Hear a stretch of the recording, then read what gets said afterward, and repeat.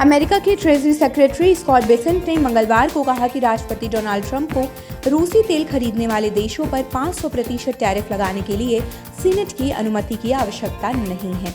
हालांकि ये सख्त टैरिफ चेतावनी इस बार भारत के बजाय मुख्य रूप से चीन को लेकर दी गई है। भारत के संदर्भ में स्कॉट बेसेंट ने दावा किया कि ट्रंप प्रशासन द्वारा 25% टैरिफ लगाए जाने के बाद भारत ने रूस से तेल की खरीद कम कर दी है। उनका ये बयान उस रूस प्रतिबंध विधेयक से जुड़ा है जिसके तहत रूसी तेल खरीदने वाले देशों पर न्यूनतम 500% शुल्क लगाया जा सकता है। इस बिल को इसी महीने की शुरुआत में राष्ट्रपति ट्रंप की मंजूरी मिल चुकी है। एक इंटरव्यू में बेसेंट ने कहा कि रूसी तेल खरीदने वालों पर 500% टैरिफ का प्रस्ताव सीनेटर लिंडसे ग्राहम ने सीनेट में पेश किया है।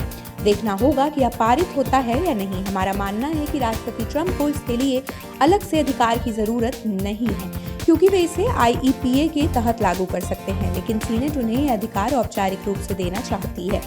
व्हाइट हाउस के इस वरिष्ठ अधिकारी ने यूरोप की भी आलोचना की और कहा कि कई साल बीत जाने के बावजूद यूरोपीय देश अब भी रूस से तेल खरीद रहे हैं, जिससे वे अप्रत्यक्ष रूप से उस युद्ध को वित्त पोषित कर रहे हैं, जिसका असर उन पर ही पड़ रहा है। वहीं भारत को लेकर उन्होंने कहा कि यूक्रेन संघर्ष के बाद भारत ने रूसी तेल खरीदना शुरू किया था, लेकिन 25% टैरिफ लगाए जाने के बाद भारत ने इस खरीद को काफी हद तक घटा दिया है।